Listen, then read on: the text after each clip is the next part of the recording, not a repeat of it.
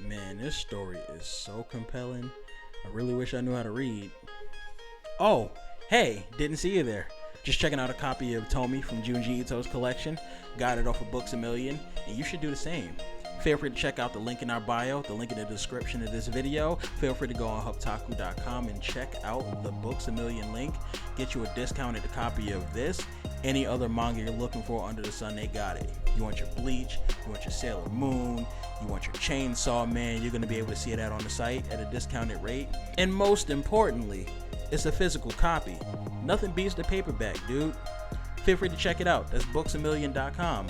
Check the link in our bio, get you a discounted rate, and always keep your head in the clouds.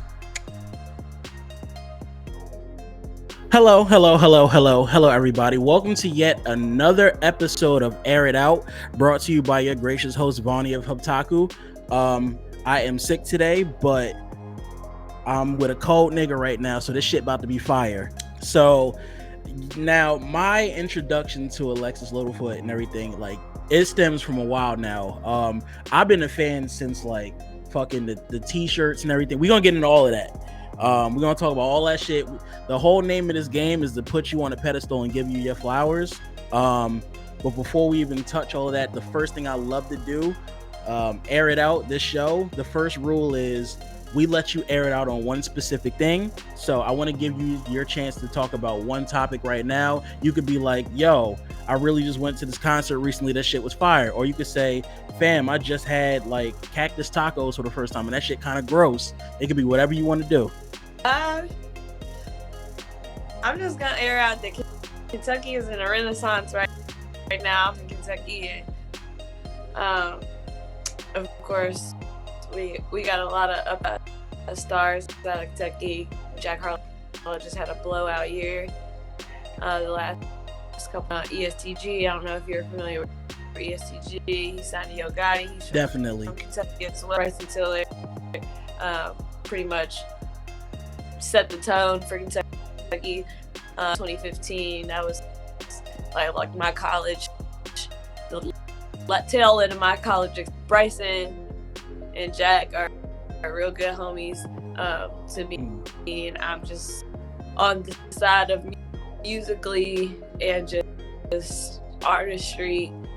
I'm blown away about what Kentucky's doing right now as a movement. So, because a lot of people don't really think shit's going on in Kentucky, and it is.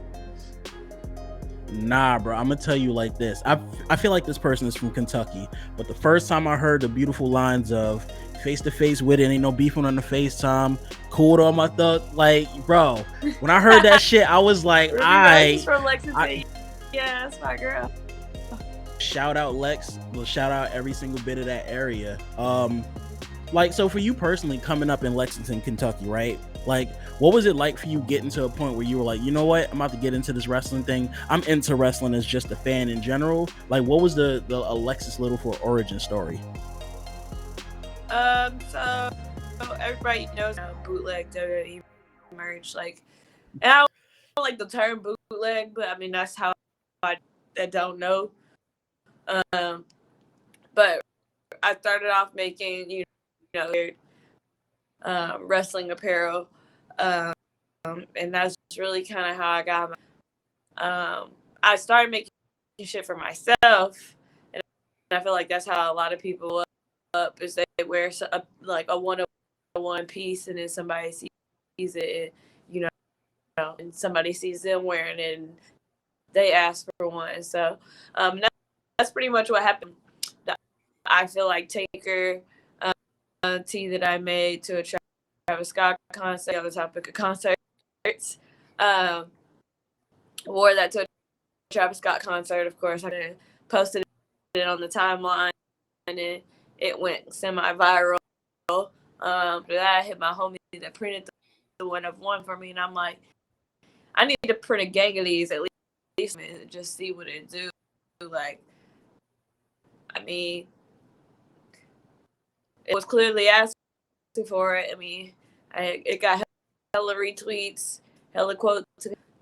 I was just, like, why not? Why wouldn't I want to make the extra bread? So, and I believe that was 2018, 2017 time. And from there, all my homies started rocking it. A couple people did buy them. And then I guess Stella, who she used to do makeup for WWE. She used to do makeup for AEW. One of my good friends, but she's cool with, some of the WWE people at that Sasha Banks. And she wore it and posted a picture, saw it, and asked for one. And so I sent her one. And then that's really how, I got my start in the and then from there I just, would go to shows. I would go to the first WrestleMania I went to. I took a big ass suitcase of merch and just I took a tote bag full of stuff to everywhere that I went during my and just linked with people and networked with people. I met Stella, and then I met, I've known Emilio and Cass. I'm just through the internet and vibing with them. So I just been a networker. I originally wanted to be an A&R, so I wanted to work in the music. And coming from that era of my life, I would go to South by Southwest artists and link with their teams and stuff like that. And of course, I worked in sneaker self for a boutique here in Kentucky called Oneness. So, and that itself, just going to Nike meetings in Chicago and meeting the people that work at Nike and Jordan, and then also meeting other boutique owners in the stores with them. That's how, I've met a lot of people through streetwear and sneakers, and then also just in the music industry, because like I said, I'm friends with, a lot of people up and coming too, and they were on the grind, so we would hit the road and just mob out. But what made me transition from streetwear to wrestling wanted to, that was something that, everybody has that dream as a kid. They want to be a WWE. And deep down, that was always really my dream. I said that when I was a kid, but at the time she was real strict, and she instilled really good values in me, and I appreciate it. But to her, it was like, it's not realistic. Like, and at the time we were in the era, the women weren't really being represented to their fullest. There was a lot of graphic content and not less serious, very unserious content. Because everybody's watched it. But even then, I still had a vision that the future of our generation is the change. And said Kentucky's in a renaissance. I feel like wrestling's also in a renaissance. We should in WWE. I feel like minorities in wrestling are really out, and that's something that's super beautiful to see after seeing sport continuously give out the same product in the same look, and now to see like people that look like me and talk like me, inspiring. So I really just jumped into it because I made the connections, and I was like, that deep down I really always wanted to do. So during the pandemic, my dad passed away too, and wrestling together. God rest his soul. Like, yeah, super hard. Like, that was like where my mom like cut it out. My dad was the one taking me to shows and putting that aside, because he grew up, he would always talk about Goldust, like one of his favorites, and Ric Flair. But so when my mom thought it was gonna be a phase, and it wasn't a phase. But she went to a couple of my matches. She loves it. She's super supportive and super behind me. I just made the move on during the pandemic. I feel that. And So, like, I want to take a step back really quickly because there's a couple things in that piece that you spoke to just then that we need to pinpoint. First and foremost, a lot of what you were saying, I remember seeing that shit live in real time. Like, I remember you posting a lot of the oneness stuff. I remember when you first dropped the I Feel Like Taker T's, and that got, I remember, bro, I remember you being at Wale Mania in New York City, and that was my first time ever meeting you. This is one of my favorite stories of you personally. I walked up in there and like you were standing there at the booth just selling t-shirts, and I was like, she not gonna know who I am. Let me not do this. And I was like, hey, so my name is insert name here. She's like, nah, nigga, I know you. Like, bro, what's up? And then you sold me the t-shirt. Everything was cool. You sold me the Henny 316 shirt. That was the one I bought from you off rip. And then the day after, I ran into you because I bought another shirt that you didn't have on you at the time, and we walked up to each other, and I came through, and we both bonded over the fact that like wrestling fans in that area smelled like boiled ass cheeks. So at that point, I was like, nah, this nigga official right now. Like, this a real one. It was cool though, like just seeing the progression of you from that point up until now. Like, you're legitimately in the ring. It leads me to so many questions, and I'm pretty sure that they've been asked you before. So if I restate something, apologies. But one of the things I always wondered about is like your ring gear and stuff. With you having made t-shirts and everything, do you make your own ring gear, or like how does that work for you? yeah, I wanted to go around of like having like a gear maker step I don't have to worry about. But like my great so it's just like super like my dad supported my wrestling career. My great grandmother, she used to sew, so she taught me how to sew when I was a skill that is like, I mean, I guess I'll use it because my great grandmother straight in North Carolina where they made drapes. So Yep. she would like literally do upholstery on furniture. So she had, and still to this day it's at their house, sewing machine, and she taught me how to sew. Of course, in high school, I went to middle school. Actually, I had a home in middle school and learned how to sew there too. I studied theater for 1 year in college, and there's a costume construction class that you take, and we kind of like hone my skills. And it's like YouTube is out there because I went to Rolling Loud. Yep. I'm a really big Rolling Loud fan. I really love favorite music festivals to go to, especially I love Miami. It's one of my favorite cities. So in the year they had the WWE there, I pulled up and I actually had a conversation like making the gear. Like I was like really like, how did you like gear? Like, and she was like, well, she used to make her outfits when she would do like the like performance and stuff that she did before the WWE, and she was like really, I just and literally she's right. Like there is some like anything somebody's already on there showing you how to do it step by step. Yep. So stuff that I don't know how to do, look it up. And there's a lot of gear makers on YouTube that are monetizing, and they're not giving the tricks of the trade, which I'm appreciative of. And there's also, I watch a lot of like videos because like I feel like the women's wrestling gear is a lot of thinner pieces than men's gear. Right. I mean, you're just for men, but you gotta figure out how to construct a bra piece and stuff like that. Tutorials on YouTube, but I really started sketching my own shit because I studied fashion in college. So I started sketching the designs, and I wanted to just give them to somebody to do.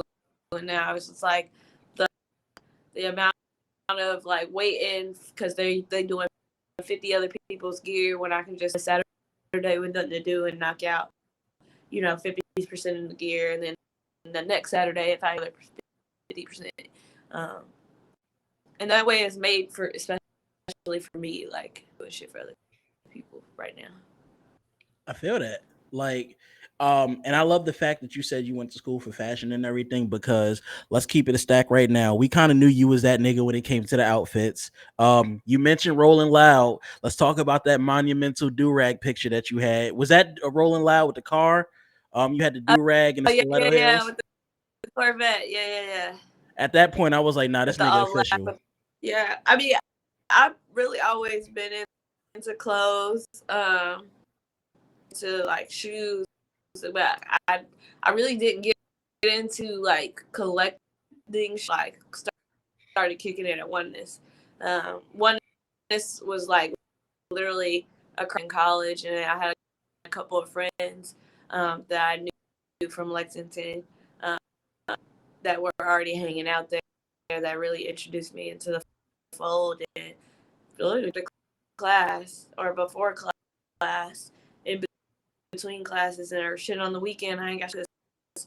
Well, they're the old one.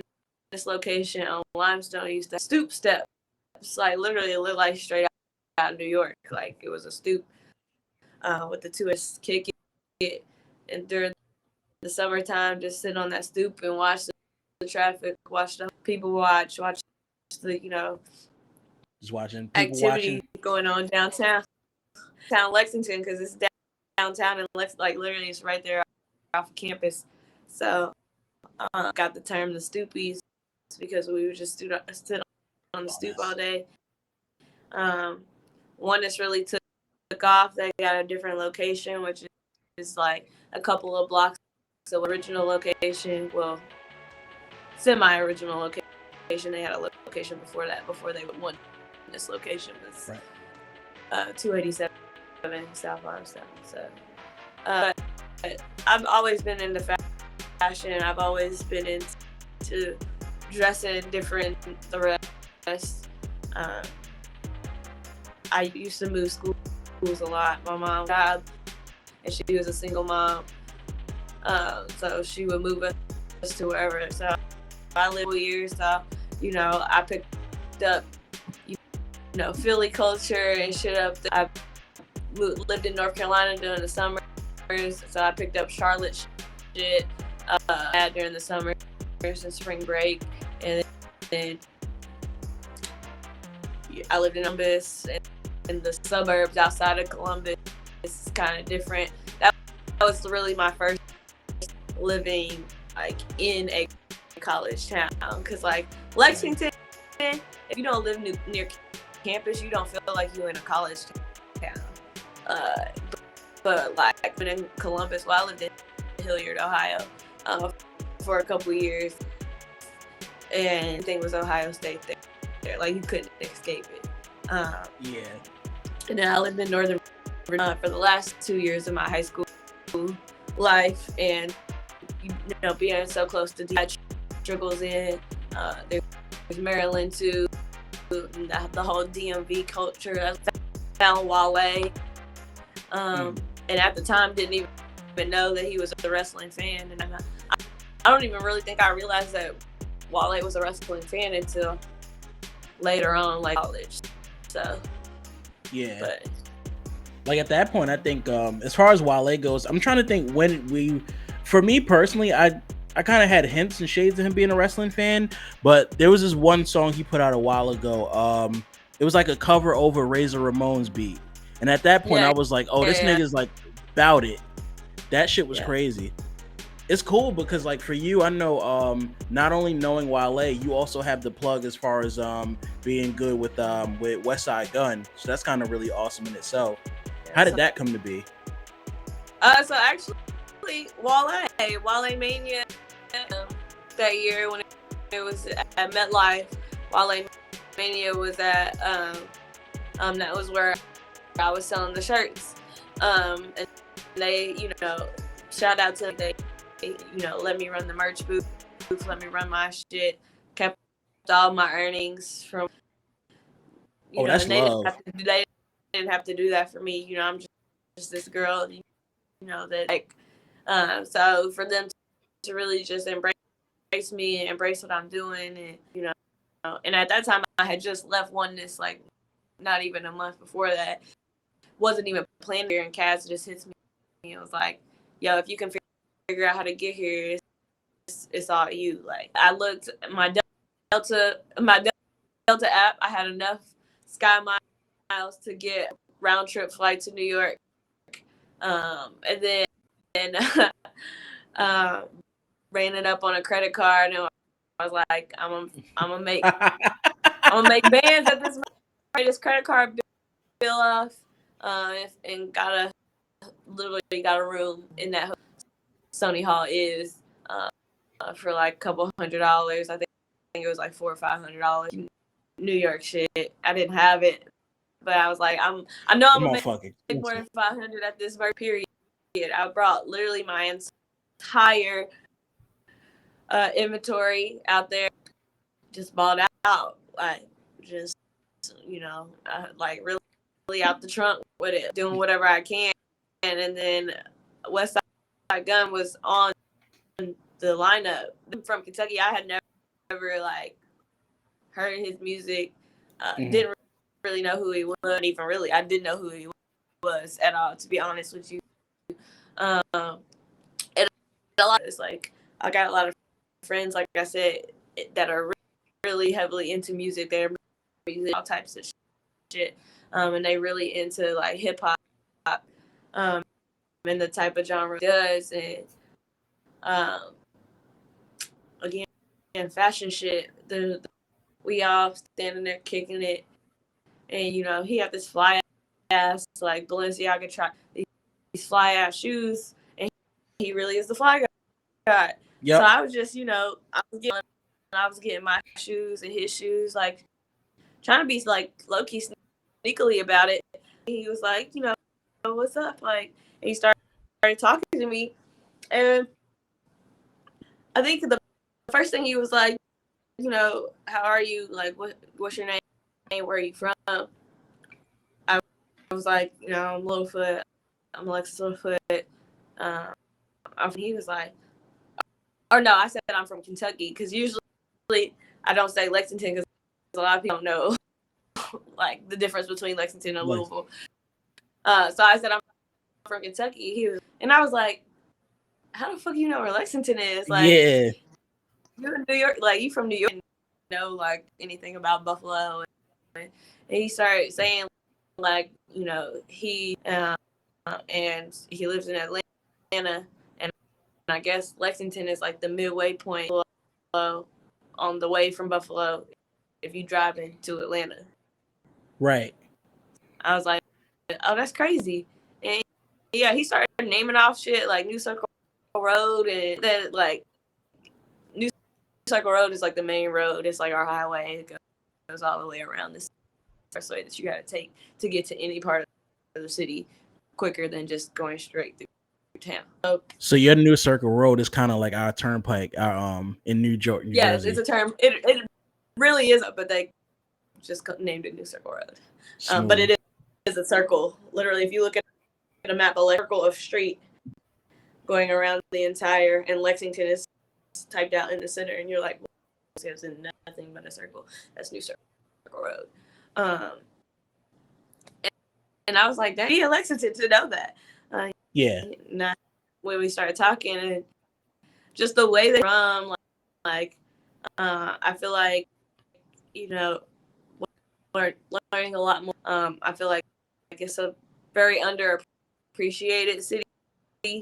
In terms of everybody knows like the 5 boroughs in New York, like in New York City, like the city, like he described it, and the way they talk about it, I feel like, and I've heard New York slow in not a good way.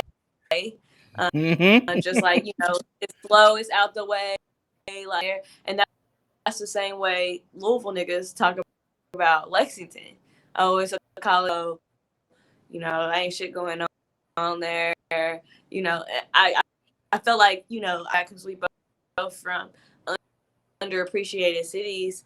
There was that camaraderie going on. Like, we really, like, you can ask anybody, all my friends from Louisville, and I go hard for where I'm from, period. Like, nothing's better than Lexington.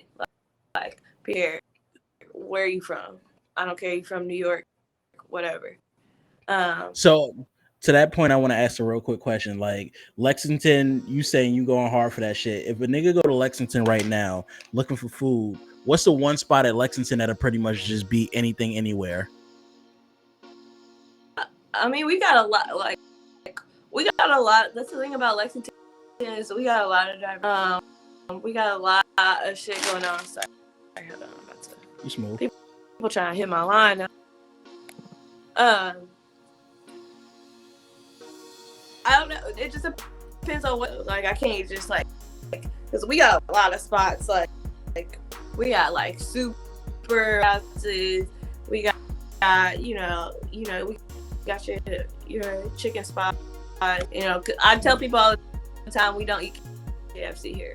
Like, I mean, we don't eat KFC. That shit gross. Like that ain't got nothing else but a Walmart and a KFC, and that's the only thing to eat. Like Lexington, a little. Well, I don't know anybody that is like I'm pulling up to eat it. Imagine me going to KFC getting that shit when Popeyes is right there, bro. Like I'm not going. Really, I don't even drink with Popeyes. Like there's a spot in Lexington, Louisville, but they made a spot in Lexington. It's called Indies, and it's chicken. We would rather go to Indies than go to fucking any like chain. And, I feel that. So, but we did get a Dave's hot chicken, which is right around the corner from my house. I tried it. It's straight. It's just even. I don't think it's a flavor. It's just hot. It's just hot. That motherfucker just burned. I like taco spots, like local taco trucks. A lot of like you can only get it in like Lexington. Yeah, we do. There's a place called Girls Burritos. It's on campus that I think it just depends on what you're in the mood for. Y'all got some shit. I'm not even gonna hold you.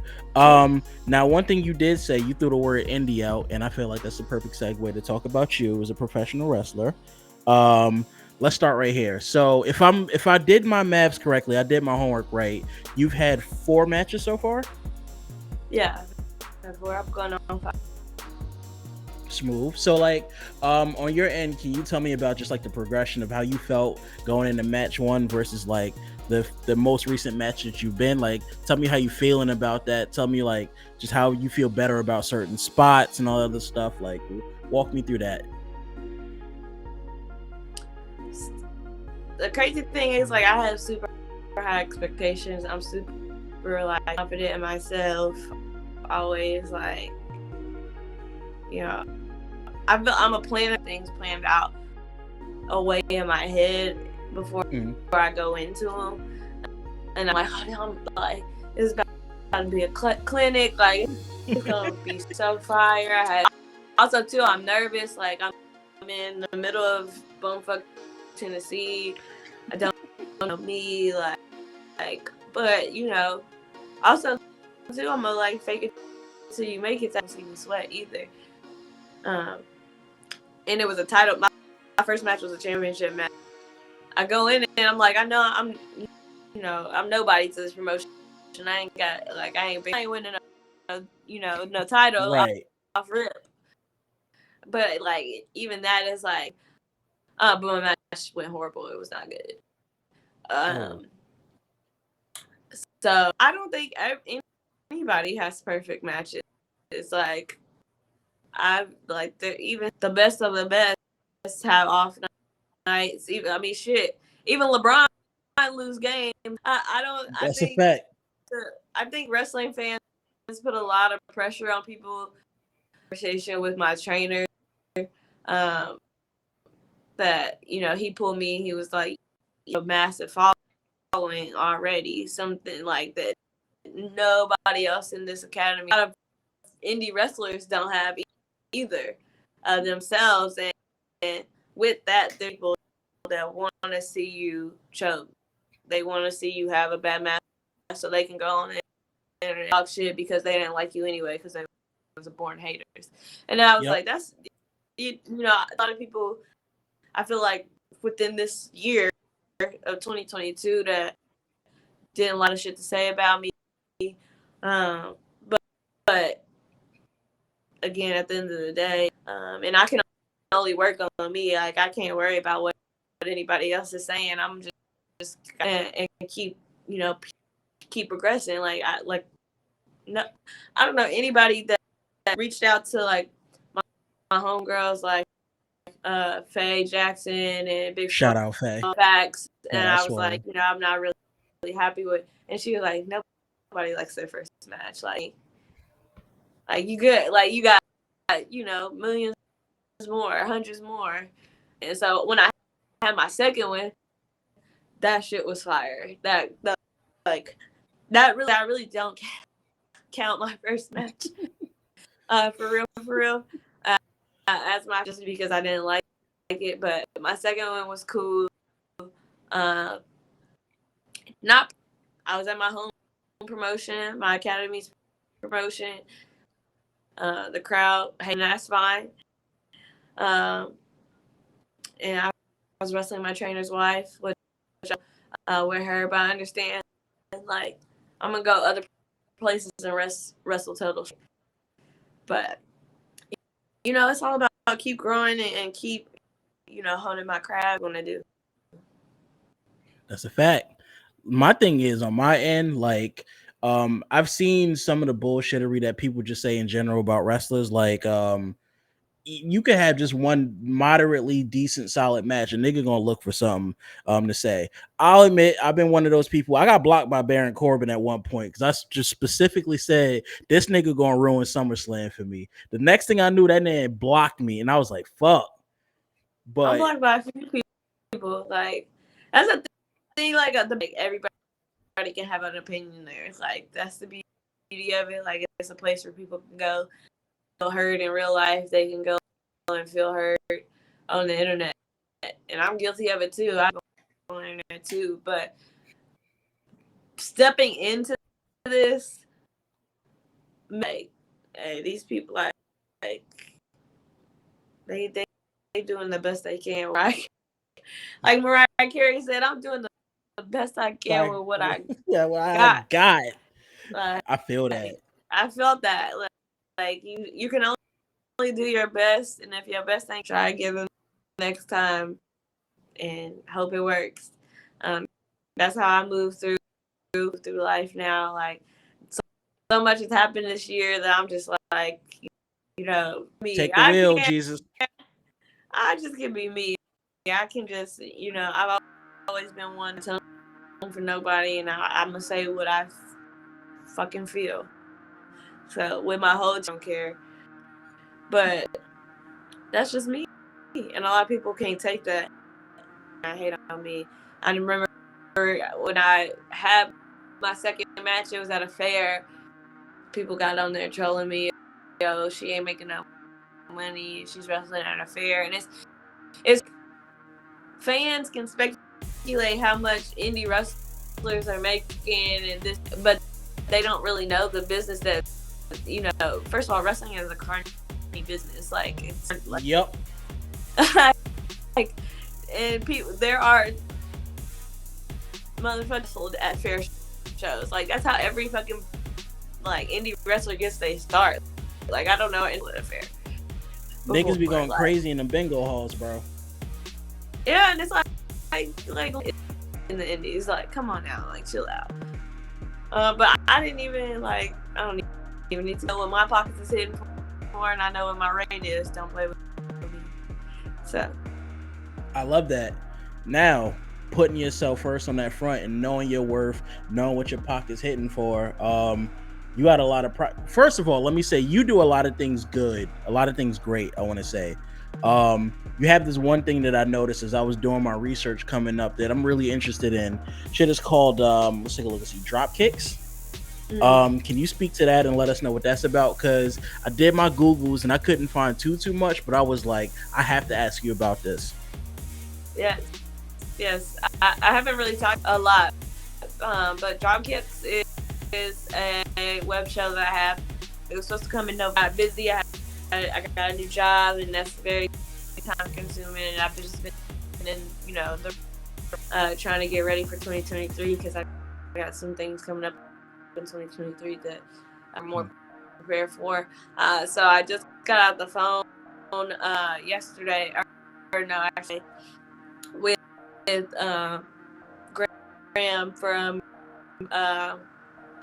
so I'm super excited because it's gonna be at work through them, and they've been such great partners. And like as soon as I pitched it to them, they were like, "Yeah, we fucking with this." Like, so Dropkicks is the way I described it to them is like room meets Hot Ones meets sneaker shopping. Like, I just feel like sneaker shopping are cool, but like nobody really like. First of all, they select for like as wrestlers wise that they select to go on sneaker shopping. It's like, why is CM Punk getting taxed on Jordan ones? Like, it makes no sense. Niggas be getting fleeced. Nah, niggas be getting finessed up there. CM Punk was probably the worst one up there. So they like wanted to. She got fleeced on a couple things. So I was like, "Are you below retail? You cold for that?" And Joe LaPuma is cold for that. That's crazy. Yo, that shit crazy, bro. He did that. Get your bag though. I can't be mad at it. Stadium Goods getting a bag. I don't fuck it. But it's just a lot of like. I feel like I would love to dive back because wrestling has some really good deep fashion ties, like that shit on in and outside of the ring. So I want to feel like I've made the connections now where I can pick people's brains and have conversation with my wrestling friends and picking their brains on like and then how they feel and things like that. The nature of what Dropkicks will be right now. I'm spring to get content during Mania week, so probably April-ish as for launch this time, and I think that'll work better here. And no diss, like I love watching like love what Public Enemies does, but like I'm a very like physical type of people in person, so I didn't want to do like a virtual. I want to be let's go chop it up. Let's go. We in LA for Mania to Fairfax and hit Fairfax and hit the stores and it's being in one set place, and I can't really, or I can pull up your luggage and see what you bringing on the road with you to get fitted inside the ring and talk about the process that goes into that. With me, I got like when you asked me about my process of like picking gear and designing, like, and I know they don't usually often get asked shit like that.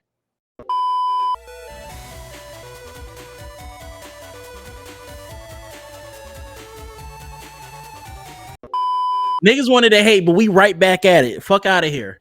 Anywho, you were telling me so much about where did we leave off? I can't even remember. No, you was talking about Dropkicks and you told us that shit come in 2023. You told us that shit about to be live. I was looking for a nice crease to tell you that, bro, that logo fucking fire. Thank you. We're going to have a conversation about you and just all around just your presentation, but I'm saving that for the last part of the show, which is coming up soon. You getting your flowers. But I'm going to back this up for a second. I want to talk about music. You mentioned this earlier in pre-production. You mentioned this a bit in Kentucky in general. Who are 5 artists you listening to right now on a regular? Oh man, ESTG, Real, Jack Harlow, real. West Side Gun, obviously. And I listen to a lot of R&B, but I've been listening to Glorilla like crazy. Yo, fire. Yeah, her album, I didn't think it was gonna be like some people you fuck with their stuff like they singles that drop, but sometimes they ain't got it on the full length wave. So I was kind of worried at first, but I like that it's not crazy long. Mm. It's just enough. Yeah, I just like her. I like her vibe. I think she's something different. Her tone is different. She's from the South. And I mean, it's lit. I mean, My thing is, so you mentioned you were looking to do A&R work at one point. Is there Alexis Littlefoot music out there? like me doing music? Yeah. No, no, not at all. I ain't got it like that. Not even a little bit. No, not even a little bit. Most I've ever done was like some drops on one of my homies' mixtape, but I don't even think none of them made it on the shit anyway. Cut me out the record off the records, man. He put somebody else on them. Oh, that damn. I wasn't. I didn't make the cut. It's all good. I also want to say on a side note, whatever the fuck happened prior, your shit sounding immaculate right now too, which is amazing. Mine? Like, yeah, I'm just you're. on my iPhone. On my. Hey, bro, your iPhone got a breath of fresh air right now. You sounding like marvelous. But I'm gonna keep this shit rolling on. So like another thing I wanted to say that was really fucking cool, talking about Lexington, Kentucky. My tattoo, the Tame Impala tattoo, I posted this picture one day on my page, and you actually directed it towards an artist who's in Kentucky, if I'm not mistaken, right? I can't remember. I can't even remember what I tweeted yesterday. So you gonna have to remind me about what it was This was a and who while I ago. added. I forget who the gentleman's name was, but the man who created the artist Tame Impala got this album Currents, and like Brody like created the fucking like the actual album cover. Like, and I know he's from Kentucky. You tagged him like a while ago, and I'm a real If live you can Fox. pull it up, like if you can look at pull it up, please send it to me because I really don't recall. Hey, look, I'm in the era of giving people the shit that they do. So I'm gonna go on this website right now. And by website, I mean Instagram. I'm gonna go and I'm gonna look for this, and we're gonna see this right here. This is real live, folks. Let me see. Post archive. I'm going back. I'm going back. I'm going back. Mm, it was a gentleman named. You tagged. Who is this? Come on, come on, come on, come on. Robert Beatty art. I don't Oh, know. no, you CC, not CC'd, you reposted the picture. Another gentleman named Marcus McFly then came in and tagged the Yeah, actual person who did it. And I thought got that was you. the coolest shit ever. So Marcus is one of my homies that he's a wise homie. Like one of them homies that's like older than you, but like he's just like his mind is just like so in depth, and he's always been like super into art, super into music, and he used to work with an artist by the name of Donis. I don't know if anybody's Yeah, familiar. I remember Donis Donis. had a nice little wave in that like 2010s Tumblr era Yep. of music. And he used to travel the world with Donis in that in that phase and like literally the height of Damn, you Donis's took it career. back. So yeah, you just brought like Marcus is so knowledgeable in the depths of music, and once he parted ways with that, he came and worked for Oneness, and I just sat up under his learning tree, and like I said, he's so in depth. He knows a lot of graphic artists, digital artists. He's really super into art and photography. He does his own photography now, and it's super cold, dope shit, and he was also very plugged in the music industry. He's one of like I said, one of those homies that I just set up and admired and listened to when they actually spoke, because he knew what the fuck he's talking about. He knows what the fuck he's talking about currently.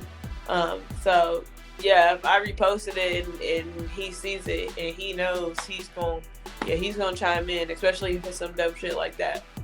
But Marcus is the big homie. He knows all way beyond his years. He's super knowledgeable.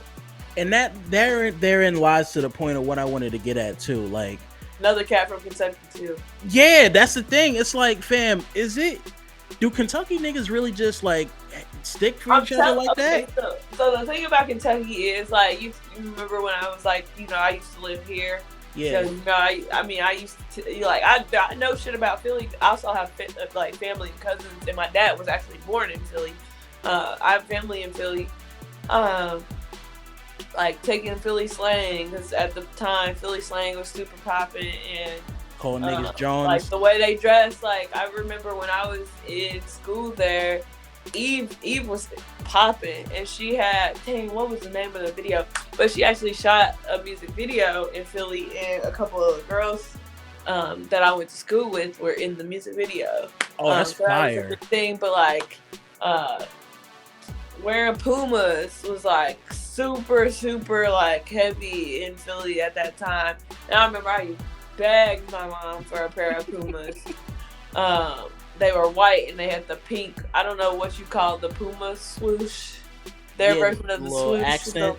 Yeah, they had a little logo on the side, and it was baby pink. They were white and pink Pumas, and that was the only pair of Pumas I had, and beat the brakes off of them. But that was like one of my early sneaker like memories. But everybody at my school, I went to Elkins Park. Everybody, all the black kids at my school, like they would ride you on the back of the bus. They called it Jonin. But they would be on your ass on the back of the bus if you wasn't swagged out, and if you ain't have the latest shit, or if you wasn't hip on, what the fuck was going on in the culture. But like Kentucky touches like literally the most states in the United States. Like we touch Tennessee, West Virginia, Ohio. Like Cincinnati is literally an hour away. What else we touched? Now this is a geography pop quiz. Indiana, Missouri, like. What I want to know on my end is like, you mentioned niggas essentially getting roasted in the back of the bus and shit. Was there ever a moment where Alexis Littlefoot got caught lacking? Oh yeah, people used to, tear my shit up. Like I wasn't like, so like I said, like I moved around as a kid, and like, so developing friendships throughout my like childhood was tough. Like I would be like, I lived in Philly for 2.5 years. Like I can't tell you none of the people's names that I met at that time. I was in so the way that school was, like, it was like 1st through 5th grade or something crazy. And then like middle schoolers too. Like it was weird. It was weird. Yeah. So you went to school with like all the older kids and the elementary school kids went to school together, because the school's like from grade 1 to like 8, and it's like they was on your getting picked on by the middle schoolers. It's not, and you in like 5th, 4th grade. You gotta fight for your life on the bus sometimes, because y'all all ride the bus together. So, you in a closed location, like you think shit sweet, and next thing you know, it's like, bro, that's at least like a solid 15-20 minute bus ride. You gotta sit there with niggas just going off, and the jokes keep flying and flying. I remember this girl was older than me, so in that school they had like this shit called the swap meet, which I'm sure everybody's familiar with what a swap meet is. Like you set up a booth, you're a vendor, and like the other students come and shop with you with whatever you're selling. And mine was, I did like a beauty one, so I did people's nails. Nice. But they was like the little, like, you glue on the nails and you like file them and you paint, like they like the doing press-ons. Like it wasn't like I was doing like full-blown acrylics in there at fucking 4th grade. Like, come on. Right. But I did one of the girls' nails that rode my bus, and she was older than me, and she was one of the girls that was sitting in the back of my bus and shoot motherfuckers up the whole time, and nobody would get back at her. She's like, and she was bigger than everybody. She was a fighter. Like, don't nobody want that smoke. Not a one bit. And I guess throughout the school day, either she didn't like me and she did it on purpose, or they really did break. But it's like, again, like some press on nail shit. Like they not gonna last 8 million years, babe. Um, some of them broke off, and she like literally like sunned me for her money back. Like literally, I had to go in my pocket and get all of my swap meet money out Damn, and count it out for how much she paid me no. and give it back to her on the bus. Can't tell you the girl's name to this day, but like I said, because going Yo, from school to school, like it's not I like it's the not funny. longest school I lived at like was when I lived in Hilliard, Ohio. So I went to middle school. So I switched middle school halfway through seventh grade. So I went from second half of seventh grade and eighth grade there. And then of course after eighth grade you go to high school. So I went to ninth and 10th grade, part of 10th grade there. Um, and I finished my 10th grade year, and then the start of my junior year, I moved to Northern Virginia. But the high school I went to was Hilliard Davidson High School. I guess I'll tell this story since it's one of your favorite stories. So I went to the same high school as Alexa Bliss for 2 years. My freshman and sophomore year of high school, I went to high school with Alexa Bliss, whose real name is Lexi Kaufman. That's how I met her. She was a cheerleader. I was on the dance team. The dance team was, all black. It's like Bring It On. Yeah, it's literally like East Compton Clovers versus Yeah, it's like like, yeah. that's how it was. Like this dance team was like a hip, like not like a college dance team with the pom poms and shit. It was like hip hop dance team, and all of us was black, and not really any black people on the cheerleading team, but the head coach of the cheerleading team was black.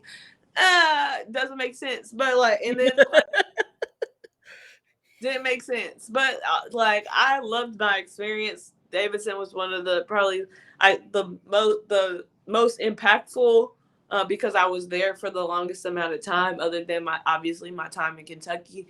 Because of course I went to school in Kentucky from preschool all the way up to sixth grade. Like, Right. But like high school are your most impactful years. Like I still got friends that I met at Davidson that I still talk to this day. Also involved in the arts and the culture, and I'll get to my experience in Columbus in a second. But yeah, not really much I can say. I mean, we were on the track team together, so like she ran track, I ran track. We were on the same girls track team. But I did high jump, and she did, I think, like long distance and relay. But I mean, it is whatever. But she recognized me. I ran into her at airport, Phoenix, when we was in Phoenix for, I think it was Royal Rumble that year. I literally ran into her in the airport. She was like, "You look familiar," and I was like, "Yeah, we went to high school together, Davidson. My name's Alexis." She's like, "Yeah, I do remember you." I was like, "Yeah." Very awkward situation. Moment, but yeah, it's awkward running into like classmates you didn't really rock with in school, because like Davidson was like, very cliquey. yeah. I was a clown, so I would just make everybody laugh, and that was like really at the peak of me finding like really embracing wrestling. I remember I went to Raw there, the first ever wrestling event I went to for Monday Night Raw is concerned. I went to one in Columbus, Ohio, and back then the merch tables wasn't like what they was, but they would sell like the big ass like wrestling programs, and it had like the entire like roster, and then you flipped it over and it was like the SmackDown roster. Yeah. So I got one of those, and literally brought it to school, and like it was the nerdiest shit ever. Probably peak nerdy shit, but all my black friends like embraced it. Like they thought it was funny. I had pictures of John Cena in my locker. That was like who like I accidentally found wrestling through, because John Cena was on TV when he was feuding with JBL. So that's how I got into. Like I thought wrestling was a video game for like literally half my life until I saw John Cena on TV. And it was like, So oh, this shit kind of serious. All yeah, right. I was like, oh, he's kind of gangster. He had this girl Yo. jersey on. I was like, dang, okay, this is kind of crazy. And I just continued to watch it and tune in, and it's became what it's became for me. But I'm can like I said, I feel like I'm a journey woman. Like I travel places and meet people, and uh, man. But Columbus has like a similar, like, it's a college town. There's like a real dope boutique there called Soul Classics. That's very similar to Oneness. Came up pretty much around the same time as Oneness, and made a lot of connection there. And I actually reconnected with a lot of friends that I went to Davidson with, because they used to run shows in Columbus, and Columbus is only a 3.5 hour drive from Lexington. So that's why I'm like, you know, we 5 hours from Chicago. We a couple hours from St. Louis. Indianapolis is 2 hours, 2.5 hours away. So it's like Kentucky can really soak up like parts of the Midwest, but we still the South, because like the Midwest is right there, Yep. and still be us and still keep our country flavor, or wherever you want to call it, uh, to us. So That shit is crazy to me. Like how you told the story about meeting Alexa Bliss. You told the story about just the come up from Davidson and everything. Taking all of those and just building the biggest flexor there is, Alexis Littlefoot right now. It's kind of cool to see. Like um just knowing you as a person, I kind of knew you were always just like well traveled in that stint, but I can see now really where it kind of all cultivates into that person that you are. And I didn't even know that like the JBL John Cena feud was the one that did you in, that yeah. really got you in. That leads me to my one of my other questions is it's cliche as shit, but I feel like I gotta ask it as a wrestling fan. Dream match that you would be able to have. Who you rolling with? Oh man. Uh it changes every I feel like I have my eras where I'm like, I think I'm this, or I don't know, I think I can wrestle this person or whatever. Because for the longest time it used to be Sasha, but now I feel like, that ship has sailed at this point.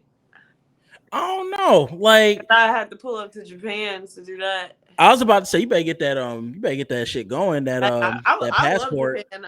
I think that's a place that I haven't gotten to experience yet, but I would love to go to Japan, and the wrestling over there is just like on a different level.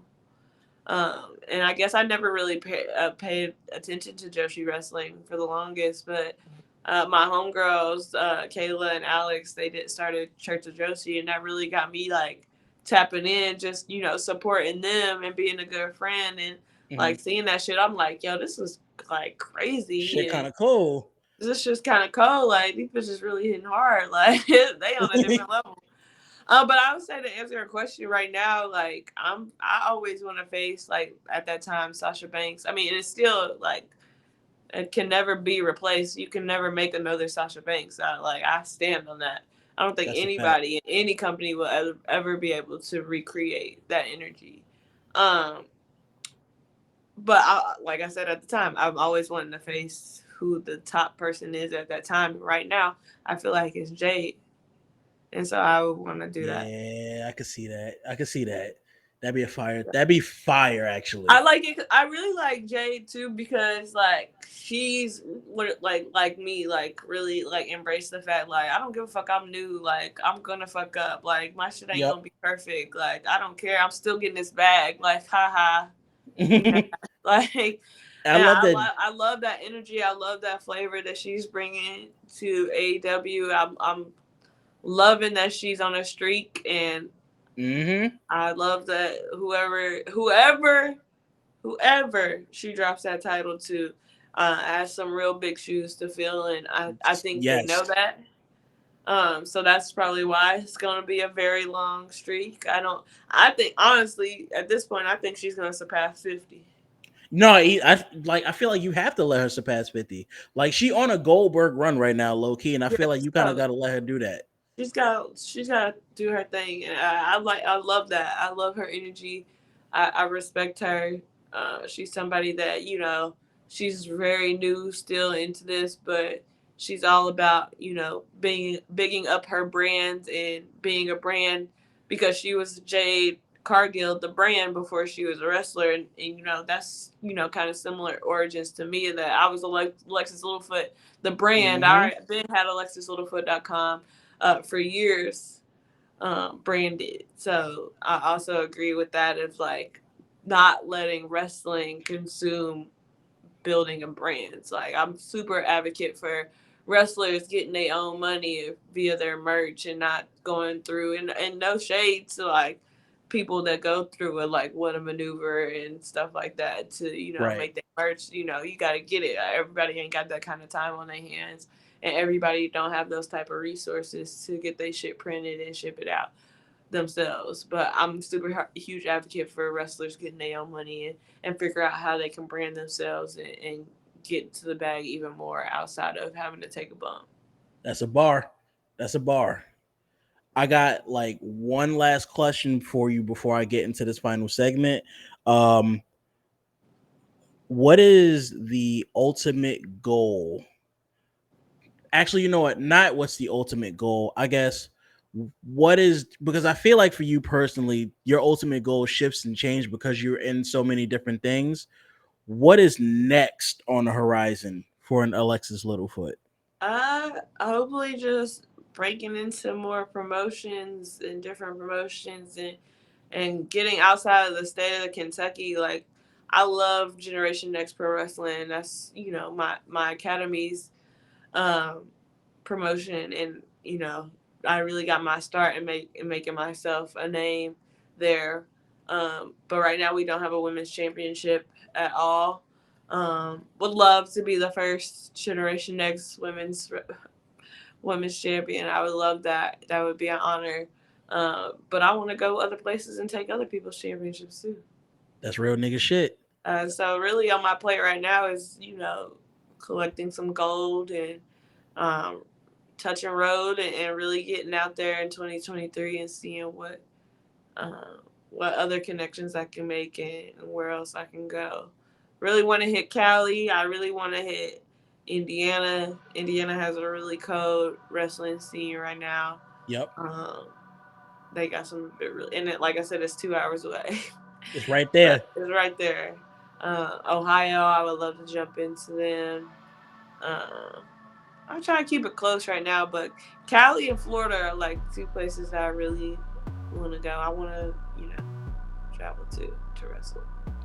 Hey man, if you ever end up in New Jersey and you got a show, I'm gonna be front row in that motherfucker. Like, I know her, I know that person. I promise. I really appreciate that. No, I like, there's like you people that have been following me since like before, like literally follow my journey of being a fan, making merch, being somebody within the wrestling community, then making that transition into actually becoming a talent. And I'm really grateful to people that have stuck around this long, because I don't know how y'all did it. I would have been followed. Nah, I'm joking, but I'm just grateful for people that really see the growth and really see that I've really been out here grinding, because I feel like, people come into the fold now and they like, who is this girl and how does she know all these people, and think that I'm like some privileged person, but really like don't realize that I've been in the trenches. Like, I've done this shit, like y'all ain't never gone to a WrestleMania dead broke and thinking like hoping that you just make your money back. Vibes. Like, just going out there for the vibes. And I tell people all the time that want to do like merch, or they want to do like something that's not physically wrestling in this business, that there's a lane for it. But you gotta go out there and hustle. And people, as I've heard it, and I've had the arguments before, and I've heard people say it behind my back and not thinking that it was behind my back, and not thinking that I was gonna find out about it, but like that because I'm a female and because I'm attractive, that I get opportunities. And that might be some people's motives, but I'm not folding. But I'm gonna take the opportunity though. Might as well. Like, I don't think people have ulterior motives in this business too, and I'm not folding. You're not gonna get me. But I'm a finesse you before you finesse me. Biggest flexer, Alexis Littlefoot, ladies and gentlemen. But here's the thing, though. I want to. This is the last segment, and I'm gonna let you go. So I always do this thing at the end of the show, giving people their flowers. So we're gonna talk about this. You mentioned specifically. You said I don't know how people stuck with you this long as far as following you and shit. I'm gonna tell you why people stuck with you, following you for this long, because you have an energy like no other. That I don't know. It's just the way you radiate it. It's like it's almost infectious. People gravitate towards you and what you have to say. Like you could literally hop up and say, "Bro, the sky is orange right now," and it could be blue as a motherfucker. But you might look up being like, "Yo, that blue looking kind of orange right now." Like that's the effect that you have on people on that front. And bro, like niggas seeing you getting that shit out the mud, making the t-shirts and selling it, bro. Like I remember ordering that. I feel like take a t-shirt and the number count of like which ones are the orders. I was one of the first ones who got that shit. And I pride myself on that. Not as a means of being like, hey, I know that person, but it's like I was able to support that movement and make it make From day sense. one, yeah. Yeah. It's great, bro. Like I feel like take a t-shirt, the $1 million man t-shirt you did. I got the Ric Flair t-shirts that you did, like both of them, the black one and the white one. I My remember favorite one, actually. that shit fire, the Flair Rolex shit. I did that collection. Is my favorite collection that I've done because I did the golf hats Yep. that were like, and the thing is like people don't see the process that goes into that. Like I'm going like to the shop and getting that shit embroidered and having like, and the Mm-hmm. dude that did all my stuff, minus the very first versions of I Feel Like Taker.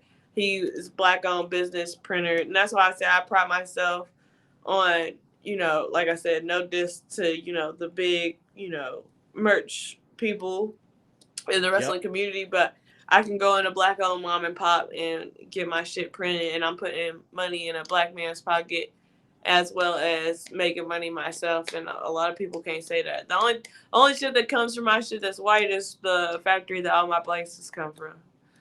But you ain't got no Mm. choice. Like if there's a black owned blank uh, maker out there, I ain't found one. So, but you know the See, materials is the materials, but at least I'm doing, I'm creating an opportunity for somebody else. And then so when everybody's like, where you get your shit printed at, and they, they local or they at least in Ohio, I'll be like, my man Quentin, he prints my shit. He'll print a sample for me on the humble.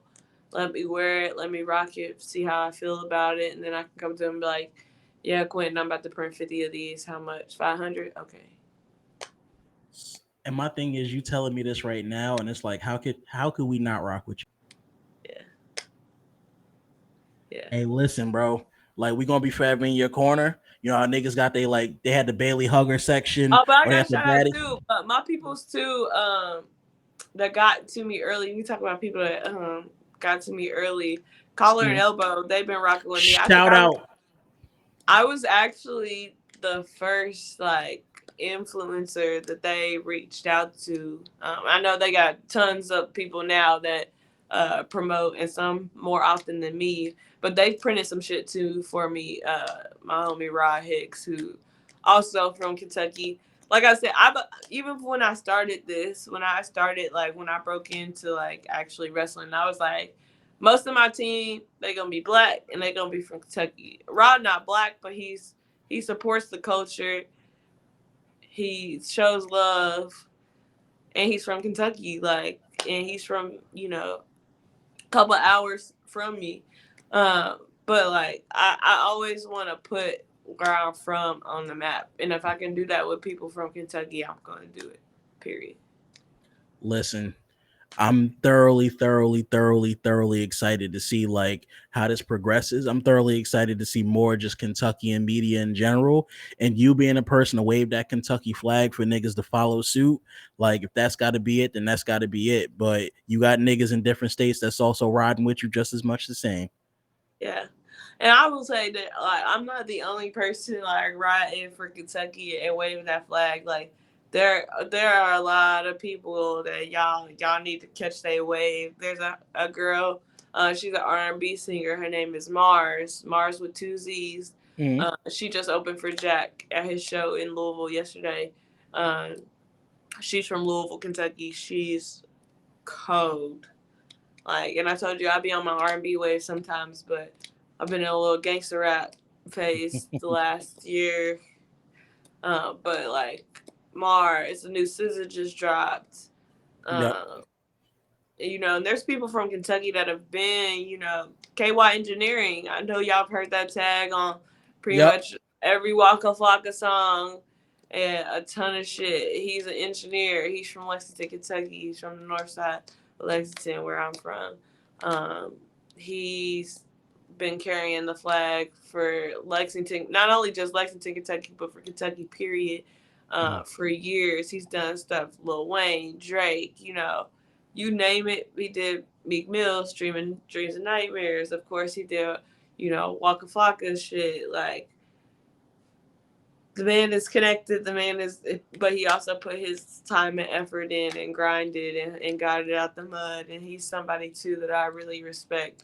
Not only just from my hometown, but from Kentucky, period. And, yeah, there's a lot of people here that's, I could sit here all day and naming people from Kentucky that have influenced me, and influencing other people, period. Hey, listen, I searched Mars on the side. I'm gonna listen to their music. This album, Love Letters, look like it's about to be the one. That's gonna be my little post interview playlist going on thing right there. So I'm definitely tapped in and I'm gonna check that out. You ain't Yeah. never missed as far as music recommendations, so I appreciate you for There that. we go. Yeah, period. Now, where can people find you on all platforms? Young Littlefoot, no O. So it's YUNG, Littlefoot. AlexisLittlefoot.com. You can also get directed to all of my social media from there if that's a little bit easier. But I'm Young Littlefoot on all platforms. I'm also very organized in making sure all your handles match so that way people can easily find you and you're easily accessible. That's, free game for those people out there that are not savvy at marketing. Hey, bro, it be like that though. It does. Um, Lex, thank you for taking the time to have this interview. The people who listening right now, thank you for taking the time to listen to this interview. A lot of gems was dropped in this motherfucker. Make sure you run this back, run this up.